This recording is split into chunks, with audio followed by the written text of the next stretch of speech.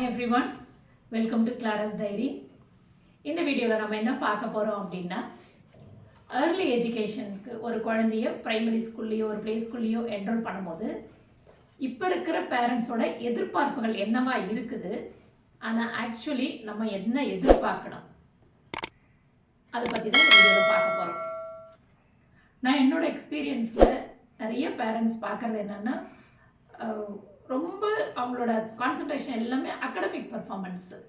குழந்தைங்க நல்லா சொன்னதுமே ரைம்ஸ் படிச்சிடணும், ஆல்ஃபபெட் சொல்லணும், நம்பர் சொல்லணும், இதெல்லாம் கடகடன்னு குழந்தை சொல்லிடணும், அதுதான் நம்ம எதிர்பார்க்குறோம். ஆனால் அதுக்கு மேலே மோர் இம்பார்ட்டண்ட் திங்ஸ் எல்லாம் இருக்குது. அவங்களோட லைஃப் ஸ்கில் டெவலப் பண்ணணும். அது என்னென்னு இது ஒன்று ஒன்றா பார்க்கலாம். முதல்ல இதில் பார்க்குறது சோஷியல் ஸ்கில் டெவலப்மெண்ட். இதில் பியர் குரூப் கூட டோட்டலான ஒரு ஸ்ட்ரேஞ்சர் ஒரு குரூப் கூட குழந்தை போய் விளையாட போகுது. அப்போது அந்த பியர் குரூப் கூட குழந்தை எப்படி இன்ட்ராக்ட் பண்ணுறது, ஷேரிங், கோஆப்ரேட் பண்ணணும், ஒரு கான்ஃப்ளிக்ட்ஸ் வந்துச்சுன்னா அதை எப்படி ரிசால்வ் பண்ணுறது, இதெல்லாம் தான் குழந்தை வளர்த்துக்கணும். செகண்டாக நம்ம பார்க்குறது அவங்களோட ஃபிசிக்கல் டெவலப்மெண்ட்.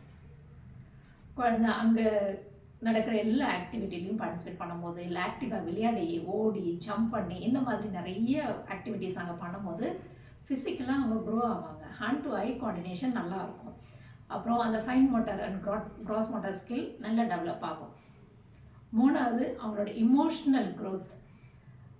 குழந்தைங்க வந்து பியர் குரூப் கூட நல்லா ஜாலியாக ஹாப்பியாக இருக்கிறது, இல்லை அவங்களோட சேட்னஸ். இன்னொன்று ஃபியர், ஒரு ஸ்ட்ரேஞ்சர் குரூப் கூட போய் இன்ட்ராக்ட் பண்ணுறது, அங்கே இருக்கிற புதுசாக ஒரு டீச்சரோட அவங்கள இன்ட்ராக்ட் பண்ணுறது, இல்லை கேர்டேக்கர் கூட அவங்க இருக்கிறது, இது எல்லாமே ஒரு மாதிரி கைண்ட் ஆஃப் ஃபியர் அவங்களுக்கு உருவாக்கும். அந்த ஃபியரெல்லாம் உடச்சி குழந்தைங்க எப்படி அந்த சொசைட்டியில் அவங்க மிங்கிள் ஆகிறாங்க, அது ரொம்ப முக்கியம்.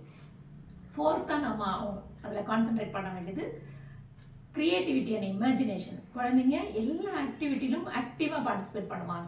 இந்த ஃபோன் இல்லாமல் ஒரு ப்ரீ ஸ்கூல்லையும் ஒரு ப்ரைமரி ஸ்கூல்லையும் நம்ம சேர்த்தும் போது அந்த ஸ்கூலில் ஃபோனை வச்சு இல்லை, ரியல் ஆக்டிவிட்டி, ஒரு ஏதோ ஒரு கலரிங் ஆக்டிவிட்டியோ இல்லை ஒரு பேப்பர் கொலாஜ் ஆக்டிவிட்டி, இந்த மாதிரி ஏதாவது ஒரு ஆக்டிவிட்டி அவங்க செய்யும் போது குழந்தைங்க அவங்களோட இமேஜினேஷனை வளர்த்துக்கிறாங்க. அவங்களோட க்ரியேட்டிவிட்டி லெவல் வந்து வேறு லெவலில் ஆக போகுது. ஃபோர்த்தாக நம்ம பார்க்குறது தி பிகம் மோர் இண்டிபெண்ட்.